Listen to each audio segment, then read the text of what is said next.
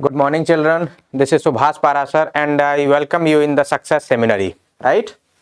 तो आज का ये पूरा का पूरा वीडियो जो है हिंदी मीडियम के बच्चों के लिए है, क्योंकि उनकी बहुत कंप्लेंट्स आ रही है कि सर आप जो है ज़्यादातर इंग्लिश बोलते हैं और हिंदी में हमें कुछ भी समझ नहीं आता है।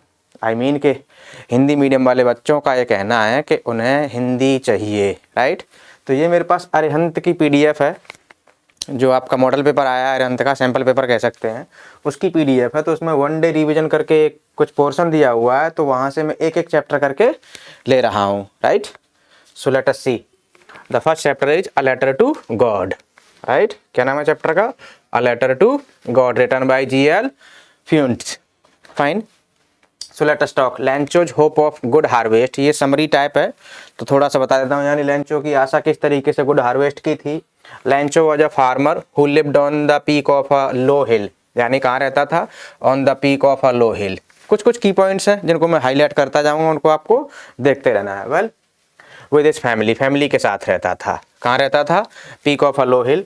His field was full of ripe corn. यानी पूरा का पूरा फील्ड जो राइप कॉर्न से भरा हुआ था। He was eagerly waiting for a good rain to have a good harvest. यानी बड़ी उत्सुकता से वेट कर रहा था कि बारिश हो जाए ना तो बड़ी अच्छी फसल होगी, इस साल मज़ा आ जाएगा। जैसे कि हर फार्मर उम्मीद करता है, ठीक वैसे ही जो है लेंचो भी उम्मीद कर रहा था। So that he could earn money for his family, ताकि वो जो है अगर अच्छी फसल होगी उसे बेच करके अपनी फैमिली के लिए वो क्या कर लेगा? पैसा कमा लेगा। Well, Lencho's hope turned into despair. किस तरीके से लेंचो की जो आशा थी ना, जब फर्स्ट पैराग्राफ में उसने बताया कि अगर बारिश होगी, अच्छी फसल होगी, बेच के पैसा आएगा, फैमिली आराम से चलेगी, लेकिन अचानक से उसकी जो होप थी ना वो टर्न्ड इनटू डिस्पेयर। डिस्पेयर का मतलब निराशा में किस तरीके से बदल जाती है, वो चीज़ देखते हैं।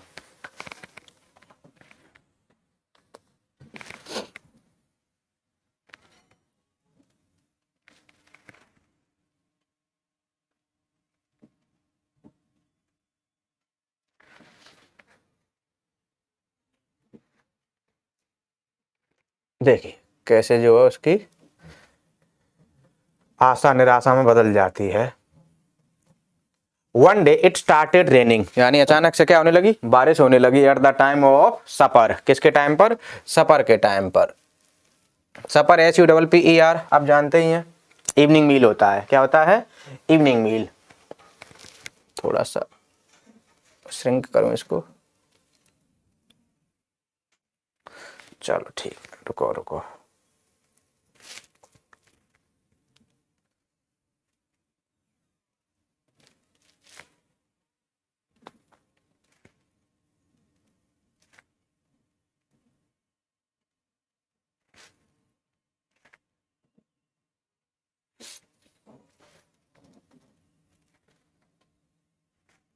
देखिए, one day started raining at the time of supper. यानी डिनर के टाइम पे क्या होने लगी? बारिश होने लगी। This made Lencho happy. इसकी वजह से लेंचो क्या होने लगा? खुश होने लगा। चलो बारिश हो रही है। The rain drops falling from the sky were like new coins. यानी कि अब आप यहाँ देखना कि किस तरीके से कंपैरिजन किया गया है। जो रेन ड्रॉप्स आसमान से गिर रही थी ना, वो किसकी तरह थी? लाइक न्यू कॉइन्स की तरह थी। तो यहाँ पर हमें एक और चीज़ समझ लेनी चाहिए। बेसिकली आजकल जो जब से NEP आई है ना, तब से कॉम्प्लिकेटेड क्वेश्चंस पूछे जाते हैं। जिन क्वेश्चंस की पूछने की उम्मीद 12th में होती थी, वो आजकल इंग्लिश में 10th में पूछे जा रहे हैं। जैसे कि यहाँ पे लिटरेरी डिवाइस आया हुआ है एक, क्या नाम है आपका? अरे क्या हो गया, चलो कोई नहीं चल रहा तो आप ऐसे देख लो। सिमली है। कौन सा है? सिमली। राइट? क्यों है सिमली? क्योंकि अरे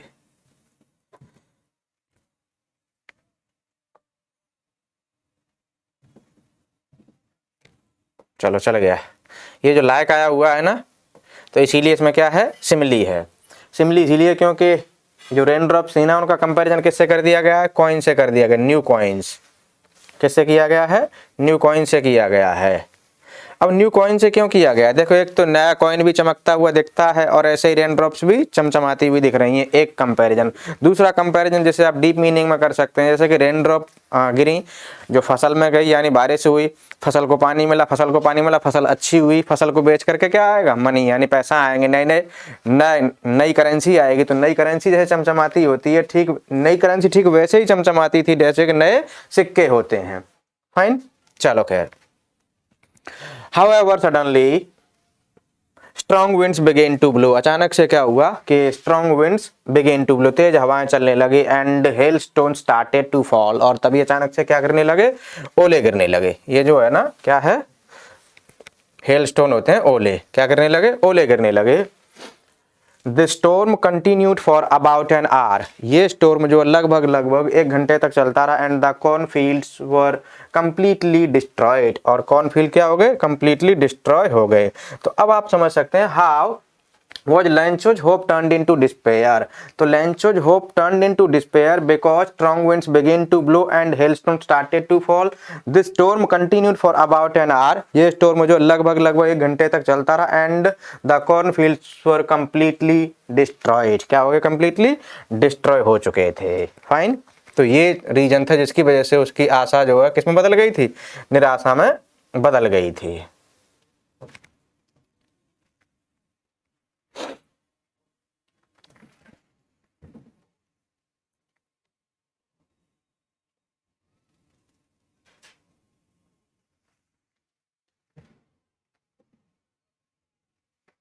अब देखते हैं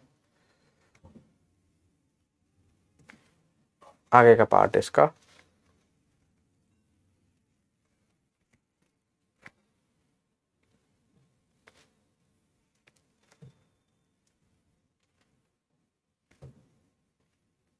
क्या हो गया,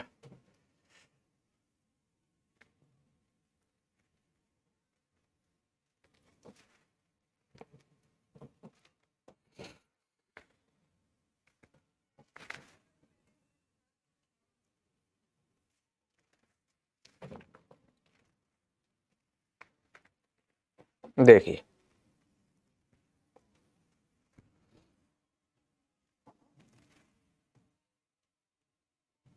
कहाँ गया,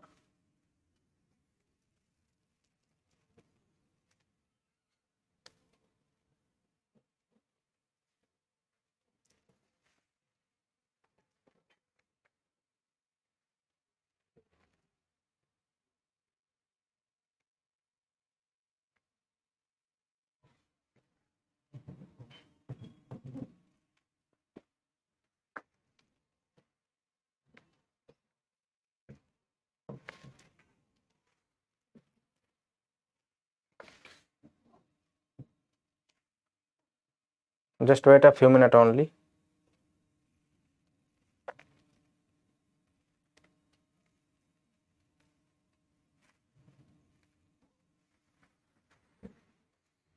देखिए आ गया,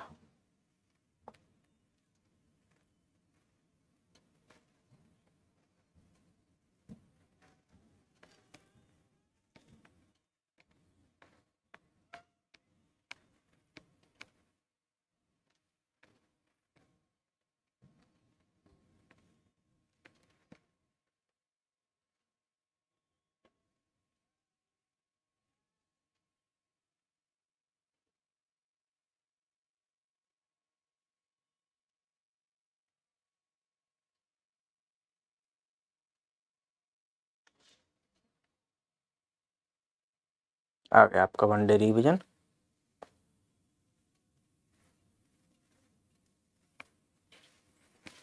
अब क्या हो गया,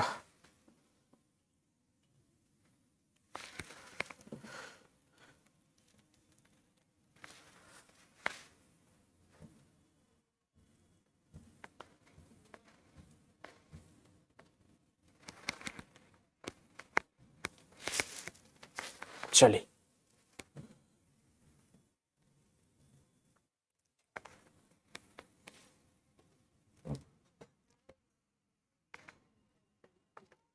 Lencho's firm belief in God, Lencho का ईश्वर में दृढ़ विश्वास या अडिग विश्वास, ठीक है,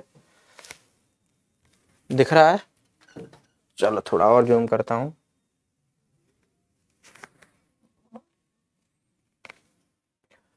दो, Lencho was a poor farmer and had lost all it's crops, हालांकि लेंचो जो एक पुअर फार्मर था और उसकी पूरी की पूरी क्रॉप क्या हो चुकी थी, बर्बाद हो चुकी थी। He had firm faith in God, लेकिन उसका भगवान में जो दृढ़ विश्वास था, कैसा विश्वास था, दृढ़ विश्वास था। He found in God his last hope, यानी उसको ईश्वर में अपनी एक अंतिम आशा दिखाई दे रही थी। And decided to write a letter to God, और उसने जो डिसाइड किया था कि मुझे ईश्वर को एक पत्र लिखना चाहिए आस्किंग फॉर हेल्प, और मुझे उसमें मदद की गुहार लगानी चाहिए। He asked God to send him 100 pesos. ध्यान रखना, how many pesos did Lencho demand? 100 pesos. कितने? 100 pesos, right. That he so that he could sow his field again and support his family until the new crops were harvested, ताकि जो अपने परिवार को वो support कर सके, और खास करके परिवार को तो सपोर्ट कर ही सके, ताकि वो जो फील्ड को दोबारा से बो सके, यानी फसल को दोबारा से बो सके, और जो है अपनी फैमिली को सपोर्ट कर सके। ठीक है, खास करके तब तक जब तक के नई फसल नहीं आ जाती। Fine. The postmaster's reaction to Lencho's letter, यानी पोस्टमास्टर का क्या रिएक्शन रहता है लेंचो के लेटर को लेकर के। अच्छा, in the post office a postman found Lencho's letter and laughed after seeing the address on it. जैसे ही पोस्टमैन को लेटर मिला लेंचो का, और जैसे ही उसने उसको पढ़ा कि इस पर यार ईश्वर का पता पड़ा हुआ है, तो बिजली सी बात है यार, ऐसा कौन आदमी है, इतना भोला कौन आदमी हो सकता है जो भगवान के नाम पत्र लिख रहा है। तो पोस्टमैन जो हंसने लगा उसको देख करके। अच्छा, he took the letter to the post master, वो जो है लेटर को कहां पर ले गया? पोस्ट मास्टर के पास ले गया, राइट। और जब पोस्ट मास्टर के पास लेगा तो फिर देखना क्या होता है।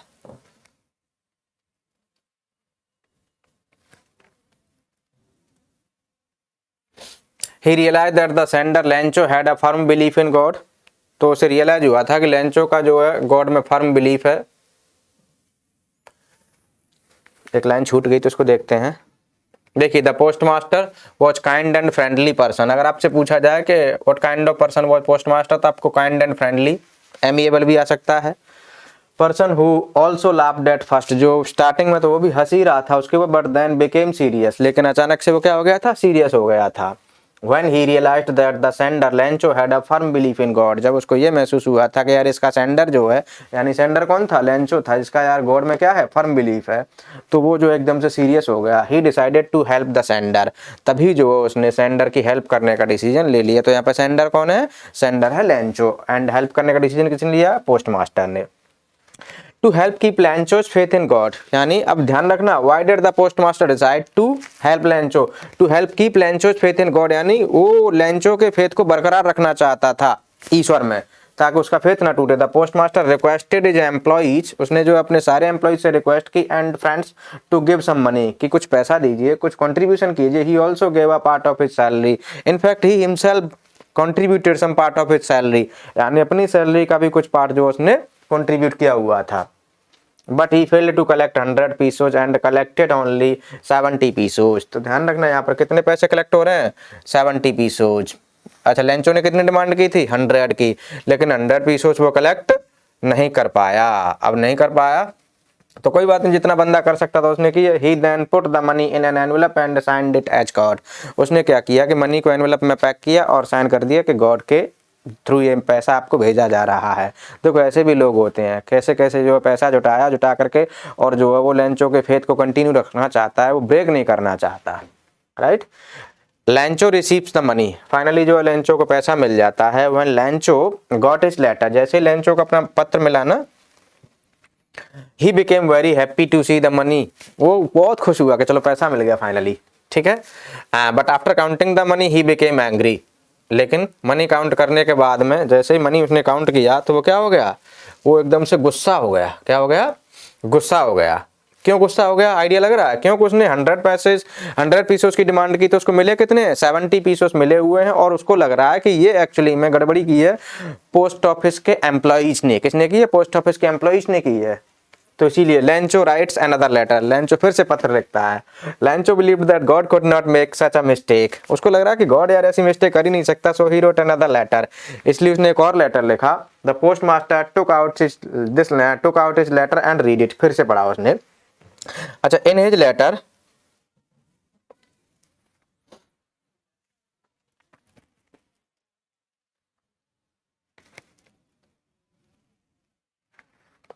एक second, in this letter Lencho had written that he had received only 70 pesos, कितने पैसे मिले हैं उसको, सिर्फ 70 पीसोज मिले हैं। And requested God to send the remaining money, और उसने ईश्वर से रिक्वेस्ट की कि भाई रिमेनिंग पैसा भी भेजिए। He also requested God not to send the money through post because the post office employees were a bunch of crooks, क्योंकि उसको लग रहा था कि पोस्ट ऑफिस के जो एम्प्लॉई है ना वो बंच ऑफ क्रुक्स हैं। क्या है, बंच ऑफ क्रुक्स हैं।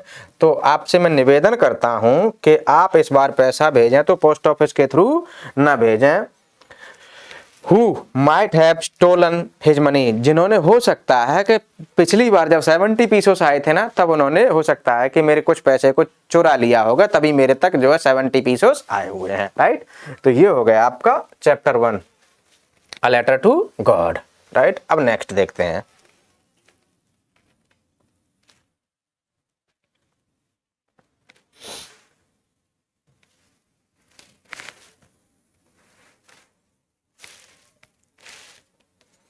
Nelson Mandela long walk to freedom, क्या नाम है चैप्टर का, Nelson Mandela long walk to freedom. तो देखिए, first democratic government of South Africa on 10 May 1994 the first democratic non racial government of South Africa was formed, यानी 10 May 1994 को south Africa में पहली बार जो एक non racial democratic government establish हुई, जिसको किसने एस्टेब्लिश किया, नेल्सन मंडेला ने किया था। तो ये डेट जो है बड़ी इंपॉर्टेंट है, इसको याद रखना कि on which date the non racial democratic government was established in South Africa and who was the head of it. तो who was the head of it, Nelson Mandela was the head of it. ये देख सकते हैं आप, यहाँ पे नाम दिया हुआ है। Right, The inauguration ceremonies took place in a sandstone amphitheater formed by the Union Buildings in Pretoria, यानी जो इनॉग्रेशन सेरेमनी थी ना वो जो है सैंडस्टोन एम्फीथिएटर पर हुई थी, जो बनाया गया था कहाँ पर, यूनियन बिल्डिंग्स इन प्रिटोरिया, प्रिटोरिया नाम के शहर में जो है यूनियन बिल्डिंग्स के पास बनाया गया था। Where many leaders of the world had gathered, जहाँ पर दुनिया के महान हस्तियां जो गैदर हुई थी। क्यों गैदर हुई थी, इसका भी एक रीजन है। Actually the international leaders came to congratulate the newly established non racial democratic government.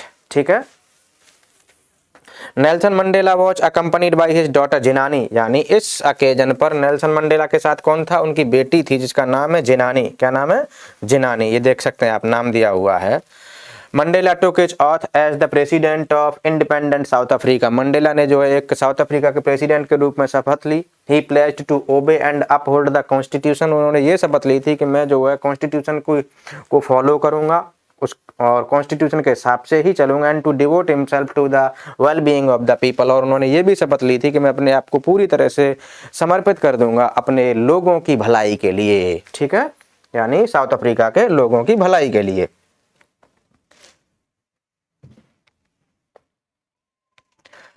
Mandela addresses the guest, Mandela finally जो एक स्पीच देते हैं जिसमें जो इंटरनेशनल लीडर्स आए हुए थे उनको वो क्या करते हैं, एड्रेस करते हैं। After taking oath, Mandela addressed the guest. He promised to create a society of which all humanity would be proud. वो चाहते थे कि मैं एक ऐसी सोसाइटी क्रिएट करूं जिस पर पूरी की पूरी ह्यूमैनिटी को क्या हो, प्राउड हो। He thanked the international leaders for joining the ceremony that represented a common victory of justice. उन्होंने जो है इंटरनेशनल लीडर्स को थैंक यू बोला था, क्योंकि वो लोग जो है उसे कॉन्ग्रेचुलेशन करने के लिए आए थे, वो लोग अपना सपोर्ट शो करने के लिए आए थे। इस सेरेमनी को ज्वाइन करने के लिए मंडेला जो है इंटरनेशनल लीडर्स को थैंक यू बोलते हैं, एक ऐसी गवर्नमेंट को, क्योंकि वो ऐसी गवर्नमेंट को जो है शो करने आए थे जो न्यूली इलेक्टेड थी और नॉन रेशल थी। एक बात हो गई। दूसरी बात ये भी है, उनका वहां पर आना एक common victory of justice, peace and human dignity को शो करता है। किसको शो करता है, common victory of justice, peace and human dignity. इसीलिए वो जो उनको थैंक यू बोल रहे थे। He promised that he would work to remove all kinds of poverty, उन्होंने ये भी प्रॉमिस किया था कि वो जो हर तरीके की गरीबी को हटाने के लिए काम करेंगे। Sufferings, operations and discrimination from the society, वो जो सारी पीड़ाओं को हटाएंगे। एंड ऑपरेशंस, ऑपरेशंस को हिंदी में क्या कहते हैं, थोड़ा कह सकते हैं कि क्या कहते हैं, रुको एक सेकंड। चलो समझ लेना, कोई बात नहीं। एंड डिस्क्रिमिनेशन यानी जो भेदभाव होता है ना, जैसे कि व्हाइट और ब्लैक पीपल में भेदभाव होता था, उनके भेदभाव को सोसाइटी से हटा देंगे। ठीक, खैर आगे चलते हैं।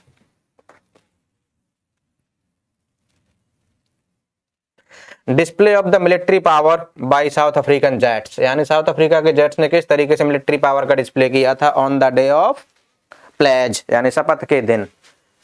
One Mandela had taken oath, जब मंडेला ने शपथ ले ली थी, South African jets displayed the military power, उन्होंने मिलिट्री पावर को डिस्प्ले किया। जैसे कि मिलिट्री पावर को हम लोग भी डिस्प्ले करते हैं, या तो 26 को या फिर 15 अगस्त को करते ही, ऑलमोस्ट खास करके 15 अगस्त को तो करते ही करते हैं।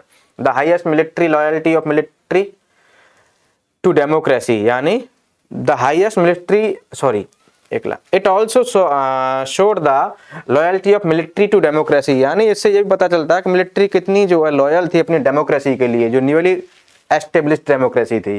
The highest military general saluted him, यानी जो सबसे बड़े पद में जो मिलिट्री के जनरल थे ना, उन्होंने मंडेला को सैल्यूट किया था। He recounted the days when these generals would have arrested him for being a rebel, उसे वो दिन भी याद आ रहा था कि किस तरीके से जो लोग आज मुझे सैल्यूट कर रहे हैं ना, वो एक दिन मुझे क्या करते थे कि रिबेल के रूप में अरेस्ट करते थे। क्या करते थे? अरेस्ट करते थे। तो वो दिन भी जो है मंडेला रिकाउंट करते हैं, यानी डिस्क्राइब करते हैं। And the ceremony was then preceded by the playing of 2 national anthem। ध्यान रखना कितने नेशनल एंथम बजाए गए थे? 2 बजाए गए थे। और क्यों बजाए गए थे? Because Nelson Mandela wanted to create equality between white and black, दोनों के बीच में जो है इक्वलिटी क्रिएट करना चाहते थे। The white sang Nkosi and Nkosi Sikelele, ठीक है, and the old song and the black sang Die Stem. क्या था इनका? ब्लैक का Die Stem. The new song which marked the end of the ceremony, यानी ये जो है नया सॉन्ग था which mark the end of the ceremony, और उससे ये पता चल रहा था कि उस दिन की जो सेरेमनी हो रही थी ना, इनॉग्रेशन सेरेमनी, वो जो है एंड हो चुकी थी। वेल,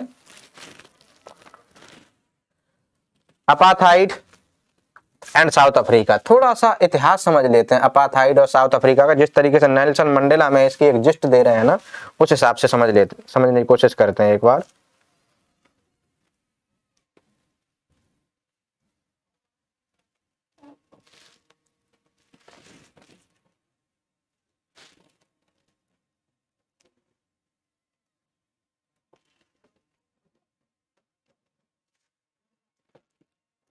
देखिए, Nelson Mandela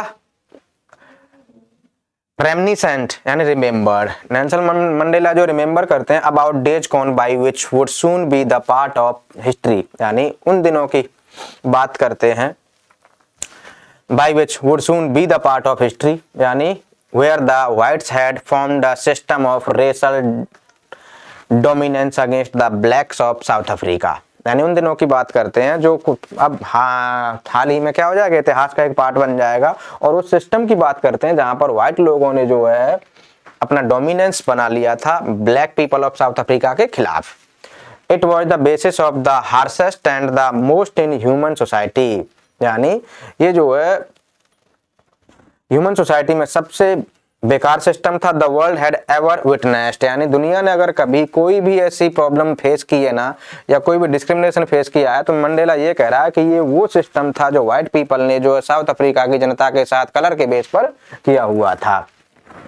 the black were deprived of the basic fundamental rights, यानी जो अश्वेत लोग होते थे ना, यानी black people of South Africa were deprived, उनको जो वंचित कर दिया जाता था किस चीज से? Basic fundamental rights and had to live an inhuman life, और उनको एक अमानवीय लाइफ जीनी पड़ती थी। जैसा कि हम भी एग्जांपल्स देखते हैं, हमारे साथ में भी जो है प्रॉब्लम्स आई थी, जो अंग्रेज लोग आए थे तो उन्होंने भारतीयों को भी जो स्लेव की तरह ट्रीट किया था, तो इस तरीके से उन्होंने वहां भी किया था। तो उन्हीं चीजों को नेल्सन मंडेला जो है बता रहे हैं कि ऐसा ऐसा होता था। This was known as the policy of apartheid, ये सभी को जाना जाता था किसके नाम से? पॉलिसी ऑफ अपार्थाइड के नाम से जाना जाता था। अपार्थाइड होती है रंग भेद की नीति। क्या होती है? रंग भेद की नीति, यानी discrimination on the basis of colour. The policy of apartheid यानी पॉलिसी ऑफ रेशल सेग्रीगेशन, यानी रेस के बेस पर लोगों को क्या कर देना? सेग्रीगेट कर देना। सेग्रीगेट का मतलब होता है अलग कर देना, ग्रुप्स में बांट देना।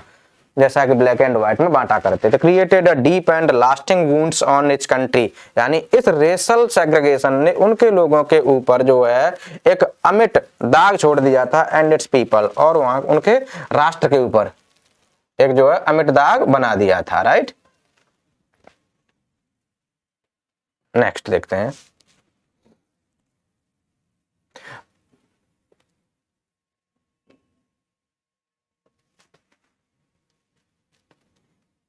Mandela recalls the sacrifices. अभी मंडेला अपनी स्पीच में जो है क्या करते हैं, सैक्रिफाइसेस जिन जिन लोगों ने किए हैं ना, उन सबको वो रिकॉल करते हैं कि किस तरीके से हमारे लोगों ने इस न्यूली गवर्नमेंट को एस्टेब्लिश करने के लिए सैक्रिफाइस किया है। यानी हमारे इंडिया में भी तो सैक्रिफाइस किया था, कितने हजारों लाखों लोगों ने, तो ऐसा ही जो है साउथ अफ्रीका में भी करना पड़ा था लोगों को, क्योंकि आजादी जो है आसानी से नहीं मिलती।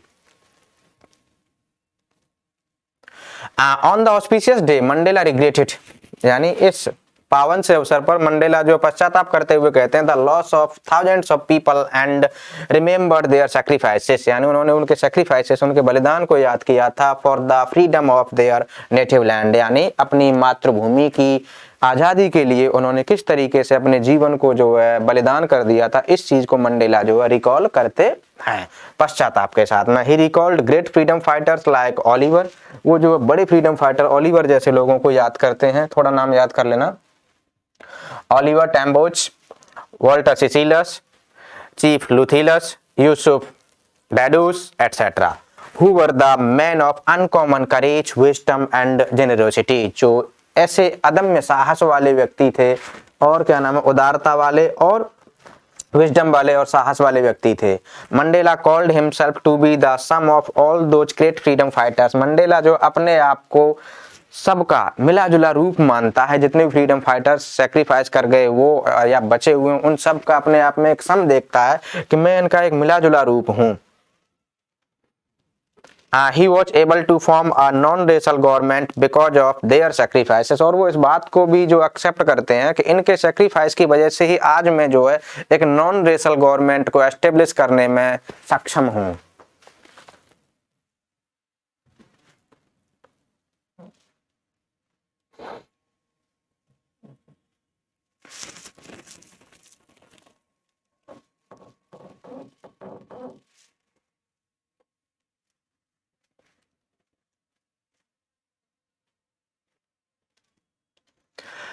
He considers his countrymen to be the real wealth of the country, यानी अपने लोगों को ही अपने कंट्री की सबसे एसेट, सबसे बड़ी एसेट मानते हैं, सबसे बड़ी धन दौलत मानते हैं।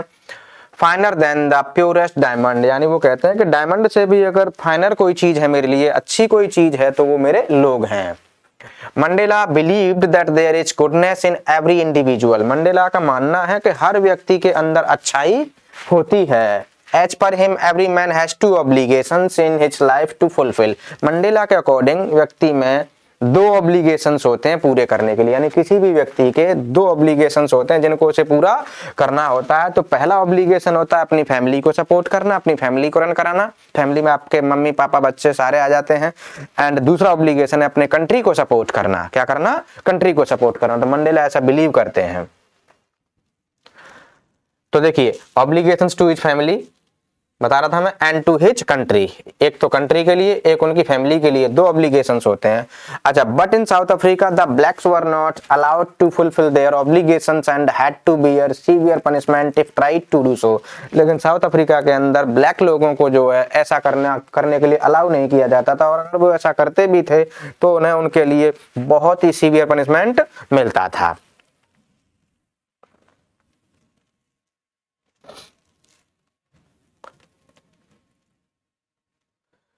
Changing of definition of freedom, अब देखिए फ्रीडम की डेफिनेशन किस तरीके से चेंज हुई।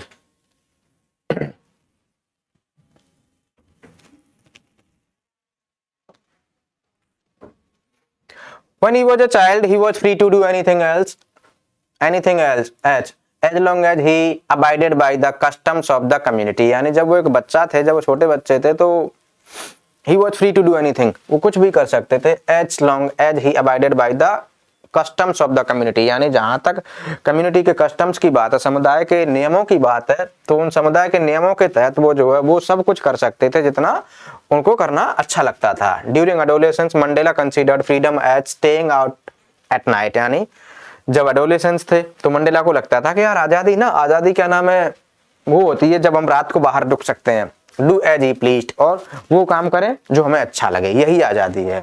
As a young man taking his decisions on his own was the meaning of freedom for Mandela, यानी एक यंग मैन के रूप में अपने खुद के डिसीजंस लेना मंडेला के लिए क्या हुआ करती थी, फ्रीडम हुआ करती थी, right. It was later in life he realized that freedom actually meant freedom of its country and its people. बाद में उनको पता चला था फ्रीडम का मतलब है उनके लोगों को फ्रीडम होनी चाहिए, उनके कंट्री को फ्रीडम होनी चाहिए पूरी तरह से, right. Mandela joins African National Congress, यानी उसके थोड़े टाइम बाद मंडेला ने क्या कर लिया, अफ्रीकन नेशनल कांग्रेस को ज्वाइन कर लिया।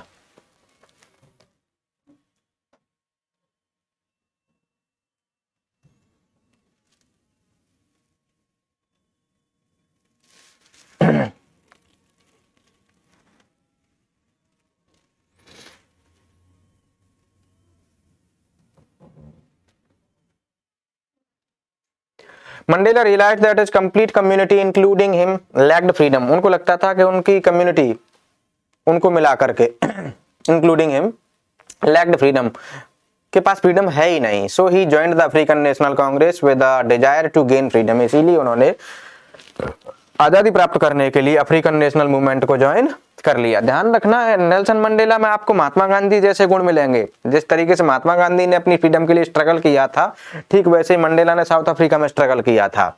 और मेरा जहां तक मानना है, ऐसा मुझे समझ आता है कि जिस तरीके से महात्मा गांधी को हमारे इंडिया में पूजा जाता है, ठीक वैसे ही मंडेला को साउथ अफ्रीका के अंदर पूजा जाता है, राइट। तो दोनों में कहीं ना कहीं सिमिलरिटी है।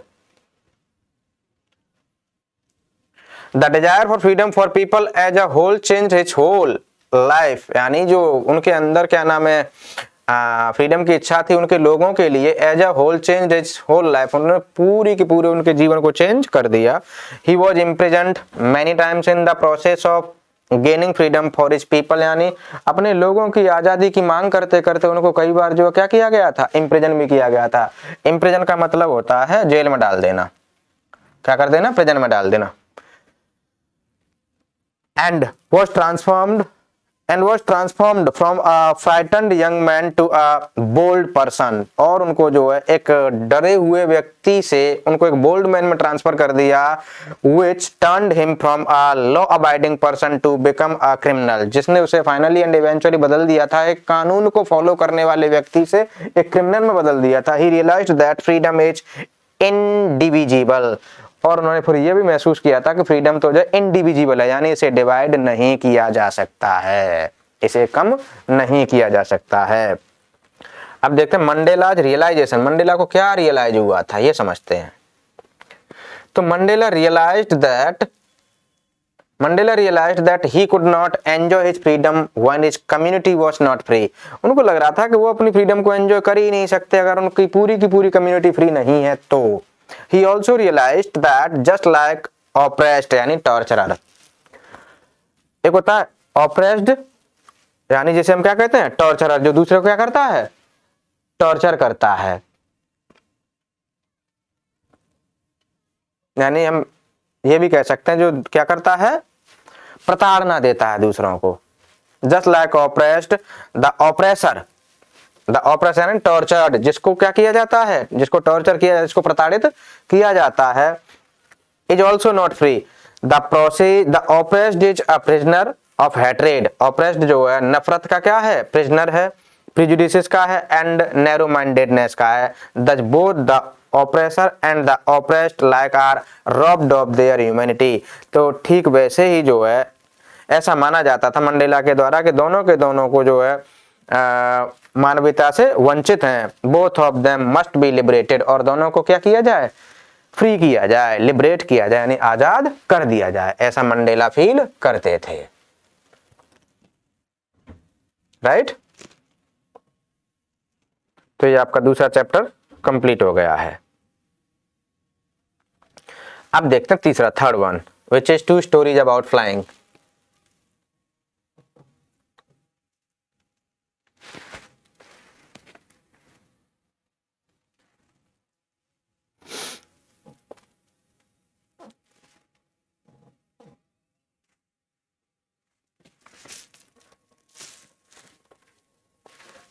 The young seagull's fear of flying, यानी यंग सीगल किस तरीके से उड़ने से डरता है वो समझते हैं पहले।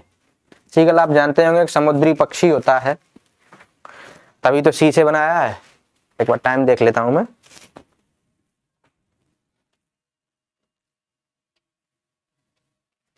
चलो अभी है टाइम, इसको तो पूरा करा ही देंगे।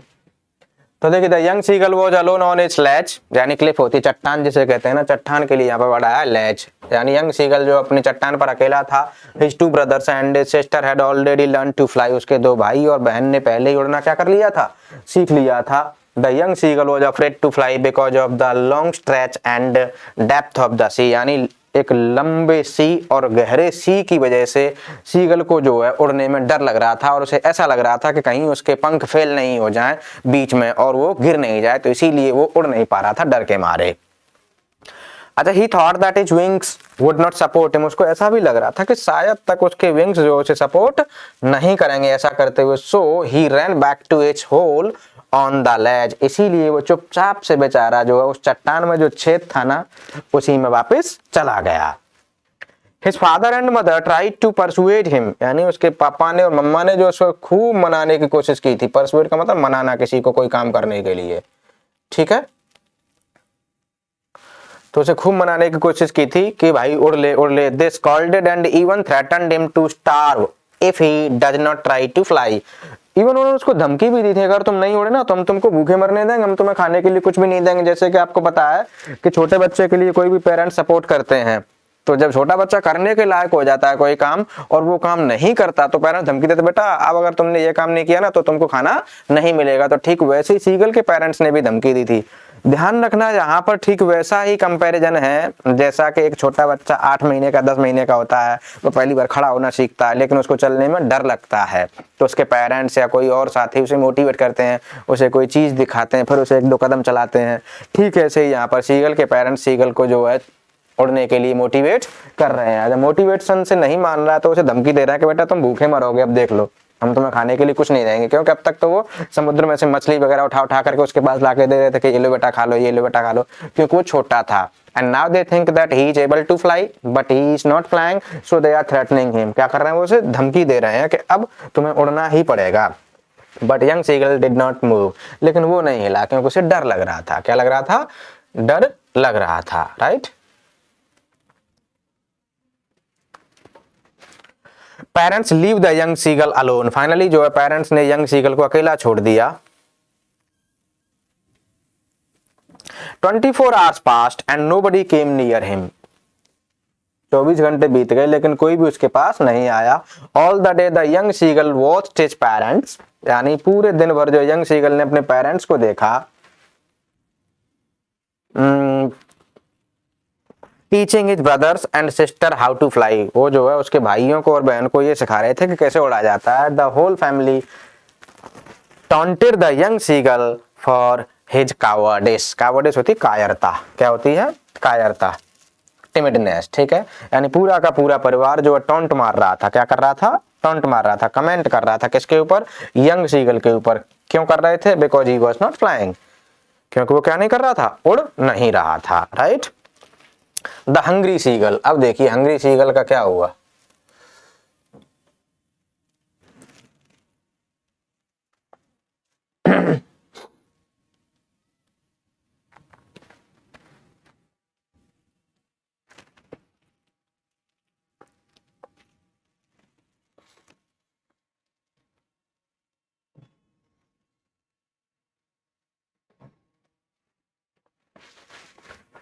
As the time passed, the young seagull could not tolerate the hunger, यानी जैसे समय बीतता जा रहा था अब यंग सीगल जो अपनी भूख को बर्दाश्त नहीं कर पा रहा है, अब उसके सिर से ज्यादा हो रहा है। He moved closer to the ledge, he moved closer to the ledge, वो जो है उस चट्टान के बिल्कुल किनारे पर गया। And pretends to fall asleep, और वो जो है नाटक कर रहा है कि उसे नींद आ रही, सो गया है। But nobody took notice of him, लेकिन किसी ने ध्यान नहीं दिया था। Only his mother noticed him, सिर्फ उसकी माँ ने उसे देखा था। She was standing high on the plateau with a fish, जिसके मुंह में एक फिश लगी हुई थी और वो जो है टापू के ठीक ऊपर खड़ी हुई थी अपने बच्चे को दिखाने के लिए, देख तुझे ये फिश मिल जाएगी अगर तुम उड़ोगे तो। As the young seagull saw the food, जैसे ही यंग सीगल ने फूड को देखा, he felt more hungry and asked his mother to bring him food, उसे और भूख लगने लगी और उसने अपनी माँ से कहा कि वो उसके लिए फूड लेकर के आए। द मदर्स ट्रिक, लेकिन माँ की ट्रिक देखिए आप। Realising it madness for food, यानी अपने बेटे की पागलपन को देख करके, यानी भूख के लिए अपने बेटे के पागलपन को देख करके, his mother tried to tempt him with pieces of fish, उसकी माँ कोशिश कर रही थी उसके लालच देने के लिए, उसे लालायित करने के लिए मछली के टुकड़ों को दिखा करके। Initially she tour the fish in the manner, starting में तो क्या किया कि उसने जो है फिश को जो इस तरीके से पीसेस में डिवाइड कर दिया, इस तरीके से पीसेस में तोड़ दिया था। The young seagull loved to eat, जिस तरीके से यंग सीगल को अच्छा लगता था खाना, जैसा कि अक्सर हम भी अपने 2-3 साल के छोटे बच्चों को जो है तोड़ तोड़ के खाना देते हैं, जैसा उनको पसंद होता है उतनी ही बाइट्स में, तो ठीक वैसा ही यहाँ पर हो रहा है। Then the mother flew nearer to him, फिर माँ जो उसके पास गई उड़ करके, which filled young seagull with joy, जिसकी वजह से खुश होने लगा कि अब तो खाना मिलने ही वाला है। लेकिन देखना यहाँ पे मजा आएगा। However the mother stopped near the edge of the ledge, edge of the ledge, edge होता है किनारा, क्या होता है, किनारा होता है, और ledge आपको पता ही है चट्टान है, यानी हालांकि माँ जो है जैसे ही चट्टान के किनारे पर पहुंची तो वो क्या हो गई, रुक गई। Out of excitement and hunger the young seagull ran towards the mother, यानी एक्साइटमेंट में जो है यंग सीगल जो है अपनी माँ की तरफ बढ़ता हुआ चला जा रहा था। And dived for the fish, और उसने फिर जो है फिश के लिए क्या लगा दी, फाइनली डुबकी लगा दी।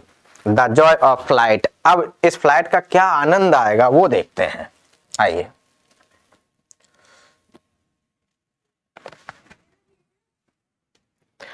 When he realized that he had dived, जब उसे महसूस हुआ था ना कि उसने डुबकी लगाई है, उसने कोशिश की है। The seagull got scared and screamed, तो सीगल जो है डर गया था और वो चीखने लगा विद फियर, डर के मारे। But soon he felt his wings spread, लेकिन शीघ्र ही उसे महसूस हुआ कि अब तो उसके पंख जो क्या हो चुके हैं, फैल चुके हैं।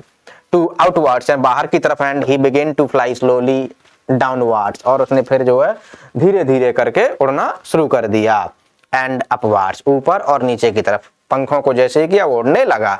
ही was no longer afraid of flying, अब उसे उड़ने से डर नहीं लग रहा था। हिज फैमिली स्टार्टेड श्रीकिंग, और खुशी के मारे उसके परिवार ने भी चीखना शुरू कर दिया था। यानी जैसे पहली बार कोई छोटा बच्चा हमारे परिवार में पैदल चलता है तो हम कितना खुश होते हैं, ठीक वैसे ही यहाँ पर जो है सीगल का परिवार जो है खुश हो रहा है जब सीगल पहली बार क्या कर रहा है, उड़ रहा है। तो देखिए, as the young seagull landed on the green sea, जैसे ही यंग सीगल जो लैंड हुआ यानी उतरा ग्रीन सी के ऊपर, his leg sank into it, उसके पैर उसमें धंस गए थे। ठीक है। He tried to fly again but he was tired and weak, उसने फिर से उड़ने की कोशिश की थी लेकिन वो टायर्ड और वीक था भूख की वजह से।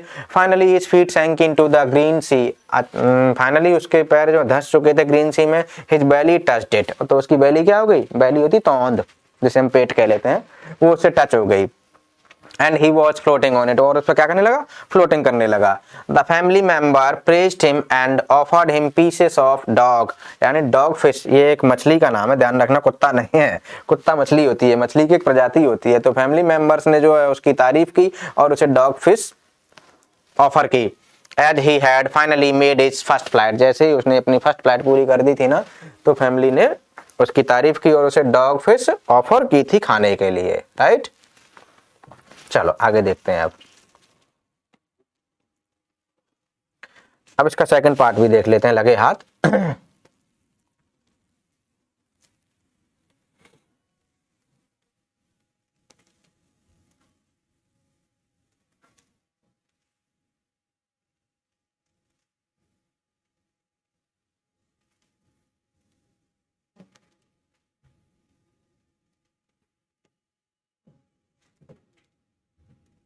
The black aeroplane by Frederick फॉर्सेथ।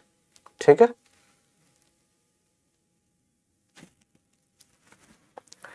The narrator's trip to England, narrator की इंग्लैंड की ट्रिप को डिस्क्राइब किया गया। The narrator was flying its old Dakota aeroplane over France back to England at night, यानी नरेटर जो है अपने ओल्ड डकोटा एरोप्लेन को फ्रांस से वापस इंग्लैंड की ओर ले जा रहा था रात में। The sky was clear and moon was shining, sky कैसा था, एकदम से क्लियर था, और मून कैसा था, शाइनिंग था।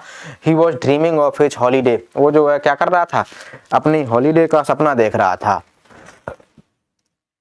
And looking forward to be with his family, और वो देख सोच रहा था, विजुअलाइज कर रहा था कि वो अपने परिवार के साथ होगा। It was 1:30 in the morning, यानी रात के 1 बजे हुए हैं, आप सुबह के भी कह सकते हैं। He called the Paris control to get instructed about the way, उसने पेरिस कंट्रोल रूम के लिए जो है कॉल किया ताकि वो जो है रास्ते के बारे में कुछ इंस्ट्रक्शंस उसे दे सकें। Paris control advised him to turn 12 degree west, यानी वहां पर उसे एडवाइस किया था कि तुम 12 डिग्री वेस्ट की तरफ चले जाओ। 12 अपीयरेंस ऑफ स्टॉर्म क्लाउड्स, तभी जो क्या हुआ कि स्टॉर्म क्लाउड अपीयर होने लगे। क्या होने लगे? स्टॉर्म क्लाउड अपीयर होने लगे।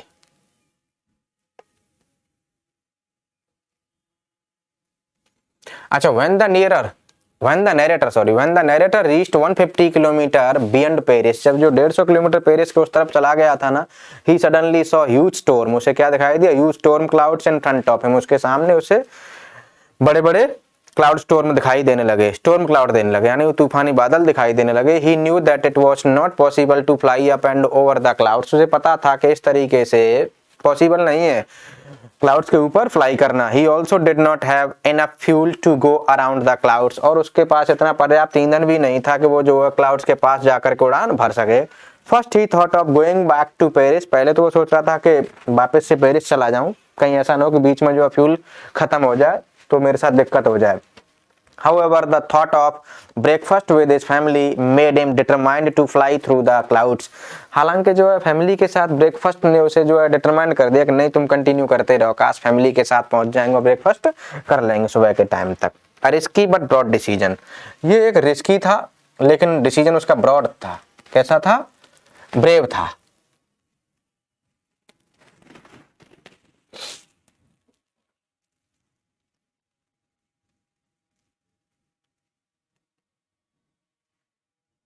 देखिए, the narrator decided to take the risk, narrator ने रिस्क लेने का डिसीजन ले लिया था। And flew into the storm, और वो जो है तूफान में उड़ता रहा। But everything went out of control, लेकिन तब तक जो है हर चीज जो है कंट्रोल से बाहर हो चुकी थी। ही वॉज अनेबल टू सी, वो जो है उसे कुछ दिखाई भी नहीं दे रहा था। Because everything outside the plane was black, क्योंकि प्लेन के बाहर हर चीज जो है चारों तरफ जो अंधेरा छा चुका था और सब चीज काली काली नजर आ रही थी। यानी कि ऑब्वियसली सी बात है, रात को क्या दिखाई देगा। The aeroplane jumped and twisted in the air, aeroplane जो है जंप लगा रहा है and twisted in the air, और एयर में क्या हो रहा है? वो घूम रहा है। यानी कि जब तूफान आता था, आपने भी देखा होगा जब एरोप्लेन वगैरह क्रैश होते हैं तो ऐसे ही चक्कर काटते हैं, यानी वो घूम रहा है, ट्विस्ट हो रहा है। हिज कंपास स्टॉप्ड वर्किंग, जो कंपास था ना उसने जो काम करना बंद कर दिया। कंपास आप समझते ही होंगे, अरे यार, mechanical device to indicate about direction, यानी एक मैकेनिकल डिवाइस होती है जो डायरेक्शन बताती है। अच्छा, he tried to contact the Paris control for directions, उसने कोशिश भी की थी कि पेरिस कंट्रोल रेडियो से बात करूं डायरेक्शन के बारे में। Radio had also stopped working, उसके रेडियो ने भी जो काम करना बंद कर दिया था। Consequently he was totally lost in the storm, यानी फाइनली हुआ यह था कि वो स्टॉर्म में कंप्लीटली जो क्या हो चुका था? टोटली लॉस्ट हो चुका था।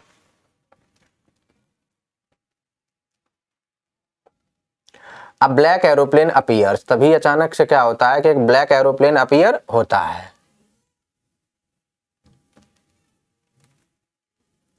Luckily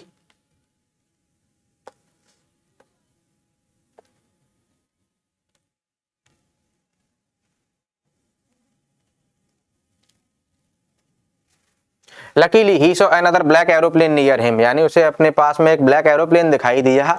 the pilot in black aeroplane raised his hand and signalled the narrator to follow him, उसने अंधेरे में अपना हाथ से सिग्नल दिया और कहा था कि आप मेरे पीछे पीछे चले आओ।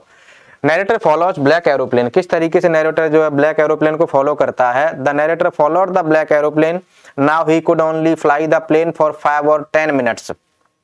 अब उसके पास इतना फ्यूल बचा हुआ था कि 5 या 10 मिनट तक के लिए ही वो उड़ सकता था। He felt frightened again because his fuel tanks were emptying, उसे फिर से डर लगने लगा था क्योंकि उसका फ्यूल टैंक कैसा होने वाला था? एम्प्टी होने वाला था।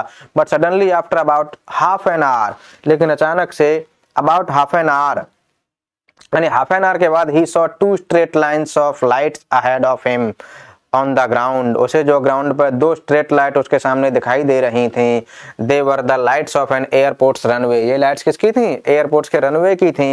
He was able to land safely which gave him a sigh of relief, अब वो फाइनली जो है सेफली लैंड कर सकता है, जिससे उसे राहत की सांस मिली। The black aeroplane remains a mystery, finally जो ब्लैक एरोप्लेन उसे दिखाई दिया था वो उसे एक मिस्ट्री की तरह लगने लगा था। अब क्यों लगने लगा था, देखिए मैं बताता हूँ आपको। क्योंकि जब वो लैंड कर चुका था ना, तब उसने जो है एयरपोर्ट पर जाकर के पूछताछ की थी कि वो कौन बंदा था, तो उसका कोई अता पता नहीं लग पाया था। देखिए, after landing the narrator went to the control tower of the airport, airport के कंट्रोल टावर पर गया। दिख नहीं रहा होगा ना, थोड़ा बड़ा करते हैं इनको। तो देखिए, after landing the narrator went to the control tower of the airport, airport के कंट्रोल टावर पर गया था। He asked the woman in the control tower, उसने जो महिला बैठी हुई थी ना कंट्रोल टावर पर, उससे पूछताछ की थी अबाउट द ब्लैक प्लेन, कि ब्लैक प्लेन कौन था वो। However, the woman told him that no other plane was flying except its, यानी on such a stormy night, उन्हें साफ साफ बोल दिया था कि इस तरह की तूफान भरी रात में तुम्हारी फ्लाइट के अलावा और किसी की कोई फ्लाइट, यानी और किसी का एरोप्लेन उड़ ही नहीं रहा था स्टॉर्मी नाइट में। Narrator was shocked on hearing this, इसे सुन करके नरेटर पूरी तरह शॉक हो गया था। He wondered who had helped him, और वो ये सोचने लगा था कि आखिर उसकी हेल्प कौन कर रहा था। Right, so it's enough for the day. Thank you and have a nice day. Bye bye.